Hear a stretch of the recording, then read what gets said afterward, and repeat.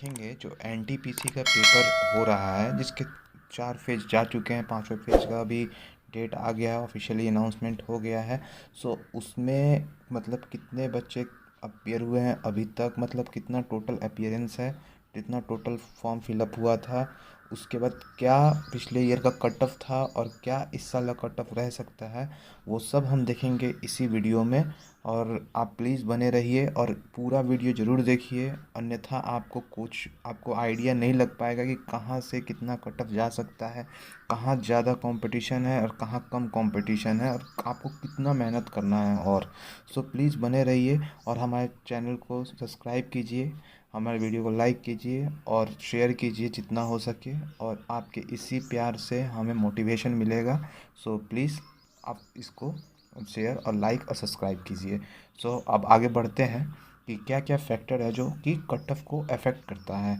First of all यहाँ देखते हैं हम कि जो टोटल एप्लीकेशंस थे वो आपके थे लगभग 2015 में वो 692 लाख थे, और जो टोटल वैकेंसीज थी वो 18,252 थी।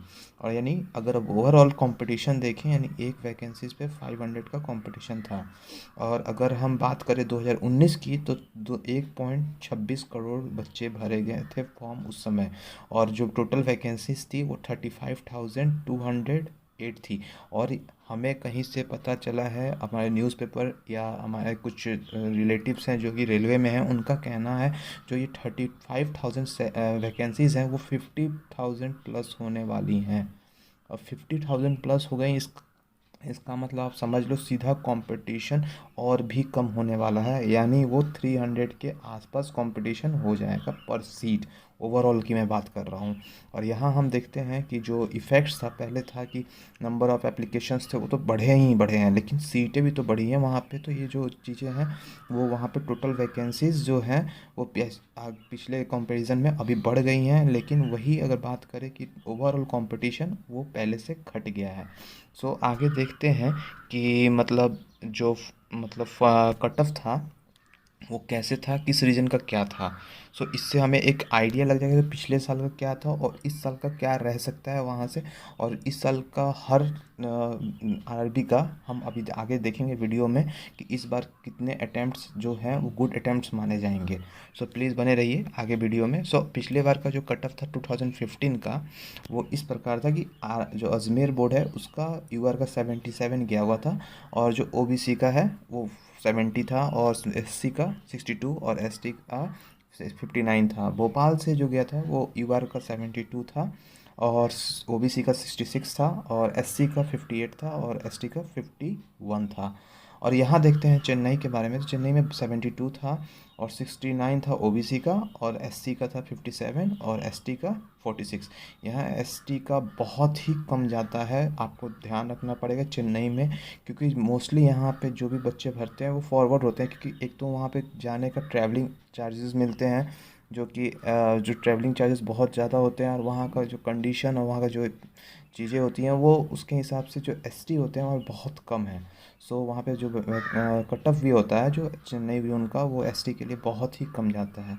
उसके बाद हम बात करें अहमदाबाद के लिए, तो अहमदाबाद में 72 है, और यूआर के लिए, और ओबीसी के लिए 64, और एससी के लिए 57, और एसटी के लिए 48 है।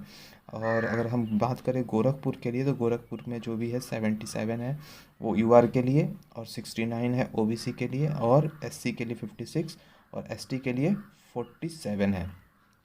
तिरुवनंतपुरम में भी वही है, सबसे हाईएस्ट कट ऑफ गया था लास्ट ईयर का, आपको याद रखना पड़ेगा। तिरुवनंतपुरम जो कि मैक्सिमम डेंजर जोन में आता है वो हमेशा से रहा है। उसमें से पहले कट ऑफ गया था यूआर का 79.75, ओबीसी का था 75.1, एससी का था 56, और एसटी का 36 था, जो कि सबसे कम माना जाता है अभी तक। जो अभी तक पेपर हुआ है आपका, जो भी आरआरबी का पेपर हुआ है वहाँ, इसमें एनटीपीसी का उसमें सबसे कम माना जाता है तिरुवनंतपुरम का। सो प्लीज़ इस पर ध्यान दीजिएगा। सो आगे देखते हैं हम कि जो बाकी जोन्स में क्या था। सिकंदराबाद की अगर बात करते हैं तो वहाँ पे यूआर का गया था 77, और ओबीसी का गया था 72, और एससी का 63, और एसटी का 59 गया था। और मुंबई का बात करते हैं तो मुंबई का 77 गया था, और ओबीसी का 70 गया हुआ था, और एससी का 63 गया हुआ था, और एसटी का 54 गया हुआ था। यहाँ पे मैक्सिमम सबसे डेंजर जोन में आता है बॉम्बे। ये भी एक डेंजर जोन है जहाँ की बहुत ज़्यादा लोग फॉर्म भरते हैं और वहाँ बहुत ज़्यादा लोग प्रीफर करते हैं वहाँ जॉब करना। उसका देखते हैं इलाहाबाद। इलाहाबाद में 77 यूआर का गया था, और ओबीसी का 70 गया हुआ था, और एससी का 62, और एसटी का 47 गया था।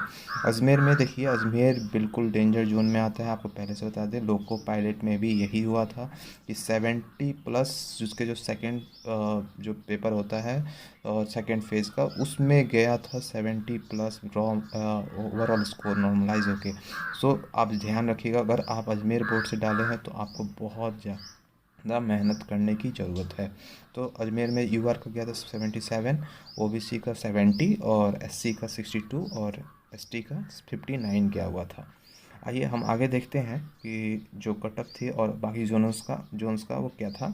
मालदा का जो था वो यूआर का गया था 61, ओबीसी का था, आपको ये ध्यान रखिएगा, मालदा से ओबीसी का कटअप बहुत ही कम गया था, मात्र 48, वो लास्ट टाइम का था। और एससी का था 43, और एसटी का 61, देख सकते हैं यहाँ पे भी। और सबसे ज़्यादा हैरान कर देने वाली बात है पटना के बारे में। पटना का जो भी लास्ट ईयर का कट ऑफ था वो इस बार बिल्कुल ही चेंज चेंज आने वाला है, क्योंकि लोको पायलट के पेपर के कारण पटना और मुजफ्फरपुर में तो उतना असर नहीं पड़ेगा क्योंकि वहाँ पे सीटें भी कम थी, सीटों की संख्या भी कम थी, लेकिन पटना पे तो ज़रूर से फर्क पड़ने वाला है क्योंकि वहाँ का कट ऑफ बहुत ही हाई जाने वाला है, हाई रहने वाला है। सो प्लीज़ अब देखते हैं, यहाँ देखते हैं कि जो कि मालदा का कट ऑफ था वो यूआर का 61, ओबीसी का 48, और एससी का 43, और एसटी का 31 था। पटना का देखते हैं, पटना का 63 था जो यूआर के लिए, ओबीसी के लिए 53, एससी के लिए 38, और एसटी के लिए 26 था। बेंगलुरु में 64 था यूआर का, ओबीसी का था 57, एससी का 630, और एसटी का 29 था। मुजफ्फरपुर से देखते हैं तो यूआर का 57, ओबीसी का 45, एससी का 30, और एसटी का 25 था। चंडीगढ़ से देखते हैं, चंडीगढ़ से जो भी बता रखा है इसमें आप देख सकते हैं, चंडीगढ़ से जो कि सबसे हाई कट ऑफ जोन में जाता है चंडीगढ़। एक तो लोग वहाँ की सिटी अच्छी है तो इसलिए लोग प्रीफर करते हैं वहाँ पे रहना, वहाँ पे जॉब करना, और एक वहाँ का एटमॉस्फेयर ही बिल्कुल अच्छा है जो कि लोगों को सूट करता है। सो यहाँ देखते हैं जो यूआर के लिए गया हुआ था वो था 82, ओबीसी के लिए 71, एससी के लिए 71, और एसटी के लिए 46। कोलकाता की बात करें तो वहाँ का भी cut off high red zone में आता है, हमेशा से रेड जोन में रहा है। उसका कट ऑफ गया था 79 यूआर का, ओबीसी का 71, और एससी का 67, और एसटी का 52 गया था। अगर हम यहाँ बात करें सिलीगुड़ी का, जो कि यूआर का गया था 67, ओबीसी का 56, और एससी का 54, और एसटी का 45 था। और यहाँ पे उतना ज़्यादा कंपटीशन होता नहीं है। यहाँ देखते हैं जो सिलीगुड़ी का हमेशा से कंपटीशन कम रहा है, वहाँ पे इस बार तो खासकर असर पड़ेगा क्योंकि वहाँ पर सीटों की संख्या से लेके कैंडिडेट अपीयरेंस तक और कितने फॉर्म फिलअप किए थे उसमें बहुत ही कम है। सो यहाँ पे कट ऑफ इस बार तो बहुत ही कम जाने वाला है सिलीगुड़ी का, जो आगे हम देखेंगे अपने वीडियोज़ में।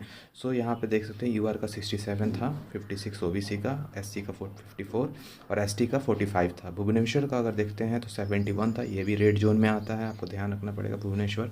और यहाँ पे यूआर का 71 था, ओबीसी का 65, और एससी का 53, और एसटी का 48 था। गुवाहाटी का देखते हैं तो गुवाहाटी का देखते हैं यूआर का 66 था, और ओबीसी का जो 57 था, और एसटी का 52, और एसटी का 52 ही था। जम्मू में देखते हैं 68। यहाँ अगर जम्मू का बात करें तो जम्मू में जो कट ऑफ था वो 68 गया हुआ था यहाँ पे यूआर का, और 50 गया हुआ था ओबीसी का, और एससी का 52, और एसटी का 38 था। और बिलासपुर की अगर बात करते हैं तो यूआर का 68, और ओबीसी का 60, और एससी का 51, और एसटी का 50। रांची की अगर बात करते हैं तो यूआर का 63 था, जो कि इस बार भी बहुत ही कम कंपटीशन रहने वाला है रांची में, आपको ध्यान रखना पड़ेगा। भले ही फॉर्म की संख्या ज़्यादा हो लेकिन सीटों की संख्या भी यहाँ ज़्यादा थी।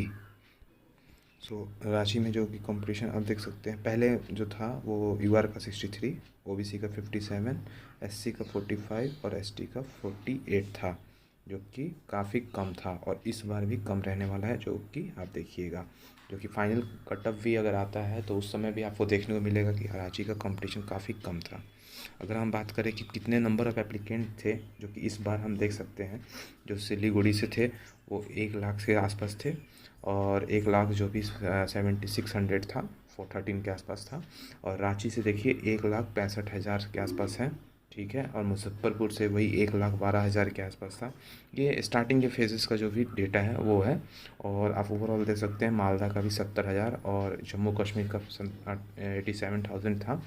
और गोरखपुर का 1,98,00,000 अप्रॉक्सीमेटली 2 लाख के आसपास था। चंडीगढ़ का जो था वो 2,19,000 तक आसपास था। और भुवनेश्वर का था जो 3,21,000 के आसपास था। बेंगलोर का 3,71,000 के आसपास था। और जो अजमेर का था, जो काफ़ी टफ कंपटीशन माना जाता है, वो उसमें देखिए आप यहाँ पे 5,68,000 का था। तिरुवनंतपुरम जो कि काफ़ी टफ जोन रहने वाला है, उसका था 3 लाख के आसपास था। सिकंदराबाद का 1,29,000 था। पटना से 2 लाख था, जो कि पटना भी बहुत ही रेड जोन में आने वाला है इस बार। और जो बॉम्बे का था वो भी 1,16,000 के आसपास था। कोलकाता का जो कि 9,15,000 के आसपास था। गुवाहाटी का 2,05,000 के आसपास था। और चेन्नई का 3,15,000 और बिलासपुर का 1,92,000 यानी 2 लाख के आसपास था। भोपाल का 5,75,000 के आसपास। और 14 लाख आपका इलाहाबाद से था। और अहमदाबाद जो कि 4,85,000 यानी 5 लाख के अप्रॉक्स था, जो कि इस बार फॉर्म लगभग भरे गए हैं वहाँ से, सारे जोन से आप देख सकते हैं। और इससे आपको मोटा मोटी आइडिया लग जाएगा नंबर ऑफ़ कॉम्पिटिशन्स क्या होने वाले हैं। किसी जोन का ज़्यादा कट ऑफ, किसी का कट, यही होता है जब नंबर ऑफ़ एप्लीकेंट्स डिफरेंट होते हैं, कॉमन आरआरबी ना हो तो। अब देखते हैं कि जो इसने जो 4 फेज़ एग्ज़ाम हुए हैं उसमें कैसे क्या चीज़ रहा है। टोटल नंबर ऑफ़ पोस्ट जो है वो आपको 35,277 थी, जो कि आपको 50,000 प्लस हो सकती हैं, याद रखिएगा। इस बार का हमें पता चला है कि 50,000 प्लस सीटें हो जाएंगी आने वाले समय में। नंबर ऑफ़ कैंडिडेट्स जो थे अप्लाई किया था वो 1,25,00,000 थे। और जो कैंडिडेट अपीयर हो रहे हैं पूरे मिला के होंगे, जो कि आप एक्चुअल डेटा जो हमारे पास जब तक पूरे एग्ज़ाम नहीं ख़त्म होंगे तब तक नहीं आएगा, लेकिन अभी जो रेशियो देख रहे हैं उसके हिसाब से जो बच्चे होंगे वो लमसम 81 लाख के आसपास होंगे। जो पहला फेज़ था वो इजी टू मॉडरेट था, जो कि गुड अटेम्प्ट्स माना जाएगा 75 प्लस को। और जो सेकंड फेज़ था, जो कि हमेशा से पहला फेज़ रहता ही है, क्योंकि वहाँ पे या तो इजी आएगा या तो टफ आएगा। तो इजी था इस बार, तो उसमें 75 प्लस अटैम्प्ट्स थे। और मैंने देखा ही नॉर्मल लोगों के 90 प्लस अटैम्प्ट करते हुए। सो ये पहला जो फेज़ था बिल्कुल ही ईजी था। सेकंड जो फेज़ था मॉडरेट टू हार्ड की तरफ था, जिसमें 66 यानी 65 प्लस अगर आपके अटैम्प्ट्स थे तो अच्छे। और यहाँ पे जो तीसरा फेज़ था जिसमें आप देख सकते हैं इजी टू मॉडरेट था, उसमें गुड अटैम्प्ट्स थे, वो 72 माने जाएंगे, 72 प्लस हो जाने चाहिए, तो आपके गुड अटैम्प्ट्स माने जाएंगे और होने भी चाहिए, क्योंकि वहाँ के पेपर्स जो था वो लगभग 85 84 सब करके ही आ रहे थे। और जो फोर्थ अटैम्प्ट था जिसमें मेरे कुछ दोस्तों का भी था, उसमें 70 प्लस अच्छा माना जाएगा, जो कि आपको देखने को भी मिलेगा, क्योंकि उसमें लोग 75 78 तक पहुंचते थे। उससे ज़्यादा मतलब होता था, कुछ लोग जो ज़्यादा अच्छे तरह से प्रिपरेशन कर रखे हैं वो 70 80 तक 85 तक पहुंच जाते हैं। और जो फाइट है पर कैंडिडेट अगर ओवरऑल देखें हम, तो अगर जितने अपीयरेंस है उस हिसाब से 230 कैंडिडेट पर सीट पे है ओवरऑल। जो रिज़ल्ट है वो 20 टाइम्स देने हैं आपको, लेकिन टोटल स्टूडेंट जो होते हैं 7,05,000 के आसपास होते हैं। सो आप देखेंगे कि आगे क्या रहने वाला है आगे जोन्स का। अगर हम बात करें रॉ मार्क्स का, बोर्ड वाइज अगर बात करते हैं, तो जो अजमेर है, अजमेर का 64 to 68 अगर रॉ मार्क्स आते हैं आपके, तो आप 110% सेफ हैं, 110%। इसका मतलब आपके नंबर्स अगर इतने आते हैं तो आपको बिल्कुल क्वालिफाइंग है फेज़ 2 के लिए, जो भी टायर 2 होगा उसके लिए। अहमदाबाद से देखते हैं वो 63 to 65 मार्क्स अगर होते हैं आपके रॉ मार्क्स, तो आप बिल्कुल सेफ़ हैं। अगर आप बात करें इलाहाबाद के लिए, इलाहाबाद थोड़ा टफ जोन रहने वाला है कि नंबर ऑफ़ कैंडिडेट्स भी 14 लाख से 19 लाख के आसपास वेरी करते हैं, जिसमें कि अपीयरेंस भी अच्छी खासी हो रही है। तो उसमें आप देख सकते हैं कि 68 to 71 रहने वाला है। और जो बेंगलोर की बात करें तो 60 to 64 रहने वाला है। अब भुवनेश्वर की बात करें जो 60 to 68 में अगर आपके आते हैं तो यानी आप सेफ़ स्कोर में हैं, बिल्कुल आराम से तैयारी कीजिए और अच्छी से तैयारी कीजिए। अब भोपाल में देखिए 63 to 66 अगर आपके रॉ मार्क्स आ रहे हैं तो आप बिल्कुल सेफ़ हो, बिल्कुल सेफ़ हो वहाँ से। और बिलासपुर से 61 प्लस, क्योंकि यहाँ पे जो नंबर ऑफ़ कॉम्पिटिशन्स हैं वो बिल्कुल कम है, कैंडिडेट्स भी ज़्यादा नहीं हैं उतने जो कि अपीयर हुए हैं वहाँ पे। चेन्नई हमेशा से रेड जोन में रहा है, चेन्नई की तो बात करें ही ना तो सही रहेगा क्योंकि रेड जोन है ये बिल्कुल। वो 67 to 70 आसपास यहाँ पे अगर आपके रॉ मार्क्स हो रहे हैं तब भी आप अपने आप को सेफ समझें यहाँ पे। और जो चंडीगढ़ देखे, चंडीगढ़ में जो 67 to 70, क्योंकि यहाँ भी रेड जोन है, चंडीगढ़ भी रेड जोन है, मैंने आपको पहले ही बताया था चंडीगढ़ रेड जोन रहने वाला है। इसलिए यहाँ पे अगर आपका रॉ स्कोर 67 to 70 हो रहा है तो आप बिल्कुल सेफ़ हो। अगर गोरखपुर की बात करें तो 61 to 64 ये मॉडरेट है, ना कि आपका बहुत ज़्यादा टफ आता है यहाँ पे कंपटीशन, ना कि बहुत ज़्यादा इजी आता है, बिल्कुल मॉडरेट है। अप्रॉक्सीमेटली अगर 65 आते हैं, अगर अपर पार्ट की बात करें तो आप बिल्कुल ही सेफ़ हैं वहाँ पे। जो अगर गुवाहाटी की बात करें तो गुवाहाटी में 60 to 63 बिल्कुल इजी होता है, यहाँ पे कंपटीशन कुछ ज़्यादा टफ नहीं है। तो यहाँ 60 to 63 आपके अगर आते हैं रॉ मार्क्स तो बिल्कुल सेफ़ हो आप। जम्मू कश्मीर से भी यही है, जहाँ की 65 to 67, जो कि वहाँ पे सीटें कम थी, 300 कुछ यानी 400 कुछ ऐसी थी, तो आप समझ सकिए वहाँ पे 65 to 67 आपको स्कोर करना ही पड़ेगा। अगर हम कोलकाता की बात करें तो 67 प्लस, जो कि आपका नॉर्मली रहता ही है हायर जोन में। कोलकाता भी है चेन्नई के साथ साथ, चंडीगढ़ के साथ साथ। मालदा जो कि आपका मॉडरेट रहता है तो उसमें आपको 67 to 70, अगर 67 भी आता है तो वहाँ पे आप सेफ समझेंगे, क्योंकि आराम से वहाँ पे निकलने के चांसेस बहुत ज़्यादा हैं। हम मोस्टली 20% अगर रिज़ल्ट बोला है 20 टाइम्स तो यानी वो 22 टाइम्स ही समझिए आप, वहाँ पे रिज़ल्ट मिलेगा आपको।